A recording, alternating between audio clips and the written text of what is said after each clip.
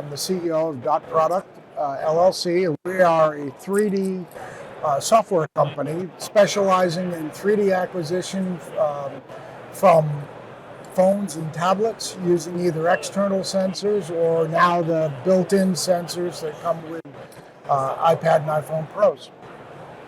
So laser scanning and reality capture, these are all kind of the latest innovations that shipbuilders are using and our industry is kind of taking advantage of. How's that evolved since you started in the industry? It's certainly expanding. And I think part of that reason is as it becomes easier and less expensive to do, helps it expand as well. But it is still something that you have some headwinds with people that are used to doing things a certain way. But more and more what we see is people are looking at using 3D reality capture for many different parts of the business and the life cycle of the ship. And so, yeah, talking about the life cycle there, how can your solution be used, throughout the whole life cycle? Where do you fit in? So we're doing we are on that scale of inexpensive and easy to use. And so what we do is we scale very well on projects that may not be the largest price point portion of the projects, but still can have significant delays in project completion and so forth. So where we fit in is that we are easy to use, whether you're using your iPhone or your iPad or whether you're using another phone or device with an external camera.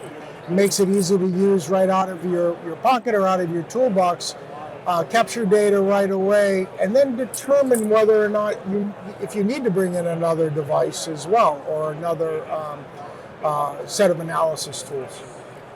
Can you maybe expand on some of those? You touched on them a bit, but just some of those challenges that shipbuilders have that you're able to come to them and say, hey, look at this.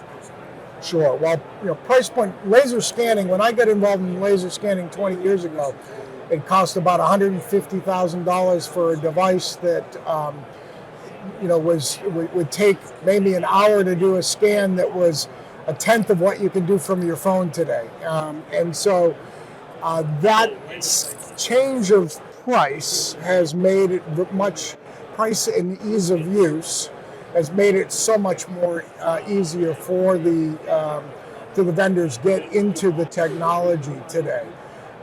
Many of them are using more of those traditional. They've learned certainly on larger projects it makes sense, but you don't always need the hammer to put in the tack. And so where we fit in is being able to be very scalable, to have your field users, anything from field engineers, because it's so easy to use, be able to deploy it, the product very widely throughout your organization, start capturing data and using it within various points in the life cycle of the ship. And you mentioned cost. What about time? And kind of one of the challenges with traditional reality capture and laser scanning is you need to set the device up, move it, set it up again, move it. We recently had an industrial customer compare use of our iPad solution. It scanned over 330 square meters and did it in 30 minutes on their iPad, and had already scanned the same facility with a traditional tripod-based scanner, which took them 5.5 hours. That was a customer that, and actually that study, without naming the customer, is on our LinkedIn page, but that's a real example from a customer. And kind of thinking forward about, okay, so you've done the scan, now you have all this, you have this point cloud, you have all this information, megabytes, gigabytes, depending on how big your file is. How do you ensure that that's manageable and that the shipyard is able to kind of actually take advantage of it? It's not unwieldy for them. Well, first of all, one of the differences with us is you own all your own data and you have it already available on your tablet or your phone. So you don't need to send it to the cloud unless you're sending it to your own cloud for sharing within your organization. And so we have a highly compressed file format that also makes it easier to render and to view and to share. So it's oftentimes a tenth or even a 30th of what a standard point cloud file format. So it makes it easier to move around. And then what we can do once we move it around then is we have a number of partners, including SSI through ShipConstructor and the recap platform that can directly read our compressed file format. So it makes it very easy to move it around and bring it into your ShipConstructor design setup. And talk to me a bit about, that's kind of the reality right now. Talk to me about the future, both. And let's start with, what are you guys looking at towards the future? Where are you developing your solution towards? So we're looking to add more and more sensors and platforms that we can capture with, as well as making it easier to process the data and move the data into the best of breed workflow solutions like SSI. The customers want to use the 3D data on the back end. So we are doing more. We're looking to do more in bringing through some of the features we have, like annotation features, to bring the data, make it easier to work within the workflows of like a PLM system. So further into the life cycle of the asset, in this case, the ship asset. Speaking of PLM, talk to me a bit more about ship-only PLM and how what your vision is for how DotProduct and SSI can work together to kind of feed that PLM system. Laser scanning and 3D imaging has often been used at the as-built or the ship check side. I think it's pretty established there. Where one of the growth areas is to use it in new construction or to document, even in the maintenance side, to document and update a living model of the ship. And it's something that the Navy has said it wants to get to, the U.S. Navy, and others have said now they realize the value in using a up-to-date digital twin of the ship.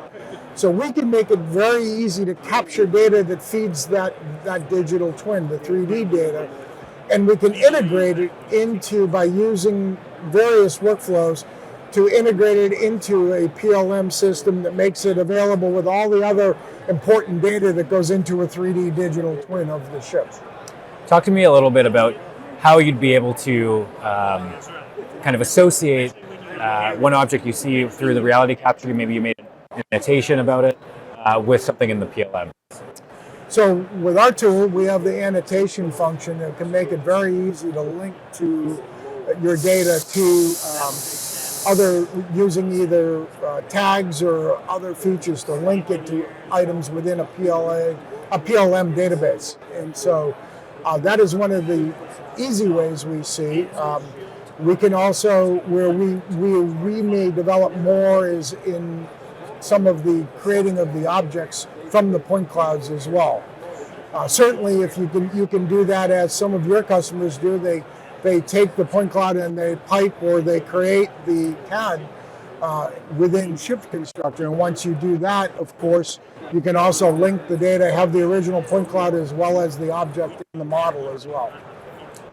So talk to me more about SI and DotProduct are going to be working on an NSP panel project coming up soon. Talk to me about the project and kind of what the goals for it are. Sure. So that project is to test out the capability of being able to actually do some verification and identifying any problems in advance, well in advance, so that things, if they need to be changed, can be changed. So we'll be looking at actually taking objects, literally objects in OBJ format out of ShipConstructor for equipment and comparing it to what is really as built by doing a simple scan wherever the item has been fabricated and doing the comparisons. And then ultimately, I think also where we'll go is look at workflows to update it into the PLM system as well. DotProduct and SSI have been working together for a few years now, kind of collaborating. What's made the partnership successful? And yeah. Well, first, I think SSI's got a great team of people, so it's been a pleasure to work with. And I think we have similar mindsets in the sense that our goal is, we say, to democratize 3D capture. Make it easy, make it inexpensive and scalable, as I've said. And I think similarly, ShipConstructor does that in the design world, and SSI does that overall in the ship design world. Making it easy to use, making it cost-effective to use even on smaller 3D projects. And so I think we have similar views of the world in that sense. Yeah, Brian, I'm really looking forward to seeing where our solutions develop and the joint clients we have in the future. Yeah, thank you so much for joining me today. It was great to see you at our World Conference as well in Mobile earlier in the year. And yeah, thanks so much. Thank you. Thanks for having me. Thanks. Take care.